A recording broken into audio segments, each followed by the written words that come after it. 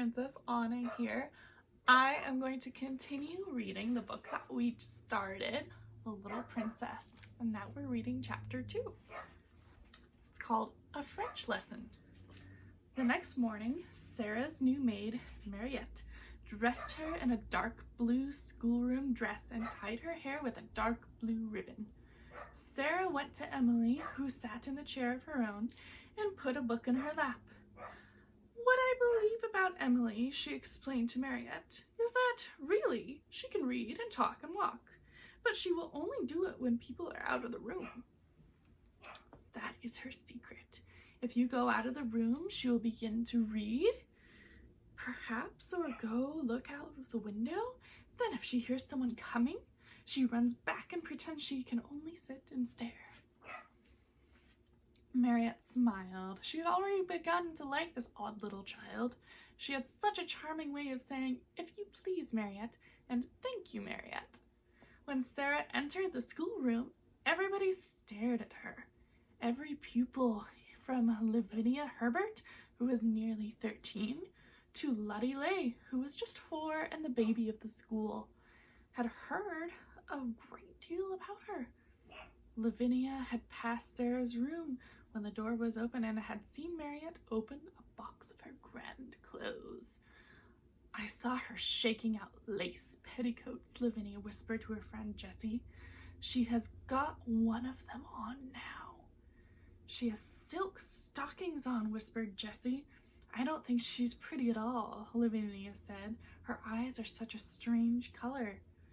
"She isn't pretty as other people are," said Jessie, looking across the room, "but she makes you want to look at her again."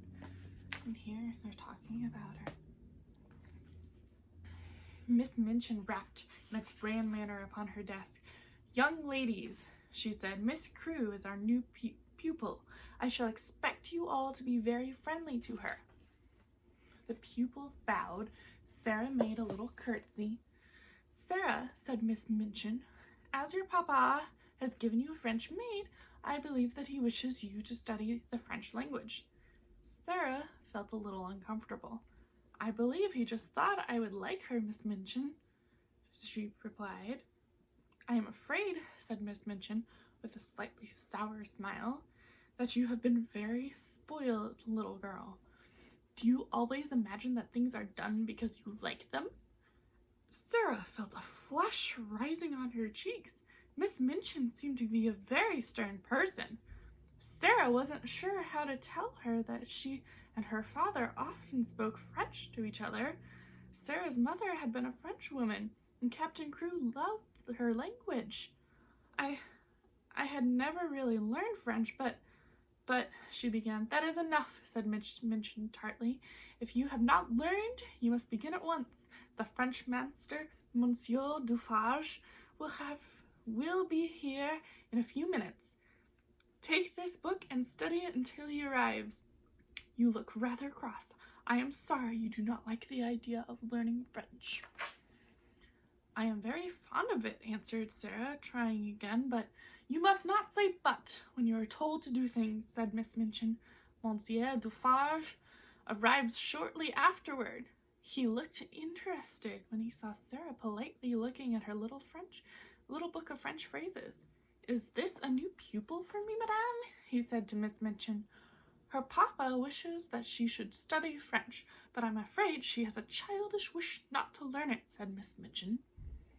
"I am sorry for that, mademoiselle," he said kindly to Sarah. Sarah stood beside her seat, looked up into Monsieur Dufarge's face, and explained in pretty and fluent French that Madame had not understood. She had not learned French out of books, but Papa had always spoken it to her. Miss Minchin sat staring at her over her eyeglasses. When Sarah had finished, Monsieur Dufarge took the phrase book from her. "Ah, Madame," he said, "there is not much I can teach her. She has not learned French. It is a part of her."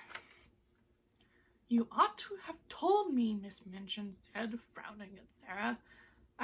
I tried," said Sarah. I suppose I did not begin right." Miss Minchin knew that it had not been Sarah's fault that she was not allowed to explain, and when she saw that Lavinia and Jessie were giggling behind their French grammar books, she was even angrier. "Silence, young ladies," she said severely, rapping upon the desk. "Silence at once." And she began from that minute to feel a grudge against her new pupil. And that is the end of chapter 2 of A Little Princess. Thank you for listening. Bye.